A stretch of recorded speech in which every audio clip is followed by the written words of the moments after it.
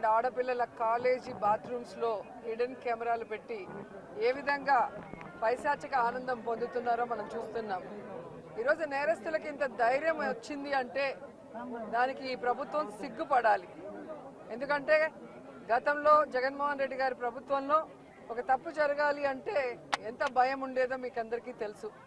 So ఎవరైనా కూడా దిశ యాప్ని యూజ్ చేయకుండా ఏదైనా అఘాయిత్యానికి అమ్మాయిలు లోబడితే 24 గంటల లోపల నేరస్తుల్ని అరెస్ట్ చేసి వారిని శిక్షించే విధంగా చట్టాలని కఠినతరం చేశారు. కాబట్టే ఆ రోజుల్లో ముచ్చుమరి లాంటి ఘటనలు జరగటం అనేది మనం చూసుండం.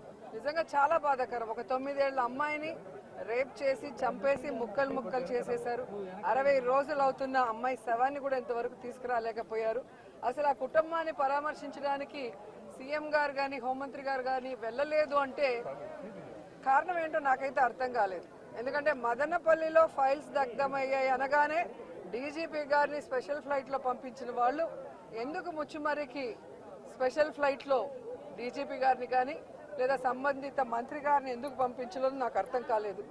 అలాగే నిన్న పేపర్లో చూశాను, గుడ్లవల్లేరు కాలేజీలో బాత్రూమ్స్లో హిడెన్ కెమెరాలు పెట్టారని పిల్లలు వచ్చి ఆడపిల్లలు చెప్తే అసలు అక్కడ ఏం జరగలేదని ఎస్పీ గారు చెప్పడం చాలా దురదృష్టకరం. ఈరోజు 300 మంది పిల్లలు ఈరోజు న్యాయం కావాలంటూ ధర్నా చేస్తుంటే ఇప్పుడు విచారణ చేస్తామని దిగిరావటం అనేది మనమంతా కూడా గమనించాల్సిన విషయం. అలాగే ఈ ప్రభుత్వం వచ్చిన తర్వాత మీరు చూస్తే ర్యాగింగ్ భూతం ఎలా ఎక్కువైందో మనం కళ్ళారా చూస్తున్నాం. నారాయణ కాలేజీలో మెడికల్ విద్యార్థినిని ర్యాగింగ్ చేసి చంపేశారు. అలాగే కలికిరిలో జేఎన్టీయూలో విద్యార్థి ర్యాగింగ్ చేయడం వల్ల ఎలా ఆత్మహత్య చేసుకుందో గమనించాం. అంటే గత 5 సంవత్సరాలు లేని ర్యాగింగ్ భూతం మళ్ళీ ఈ ప్రభుత్వం వచ్చాక ఎలా పిల్లల ప్రాణాలు తీస్తుందో మనం గమనించాల్సిన విషయం. నేను ఈ ప్రభుత్వానికి ఒకటే చెప్పగలను, రెడ్ బుక్ రాజ్యాంగం మీద పెట్టిన దృష్టి ఇంట్రెస్ట్ పక్కన పెట్టి ఆడపిల్లకి రక్షణ కల్పించడంలో గౌరవాన్ని కల్పించడంలో మీరు ముందుండాలని కూడా వాళ్ళని కోరుకుంటున్నాను. మాట్లాడిన తర్వాత అలా అంటే ఎట్లాగా?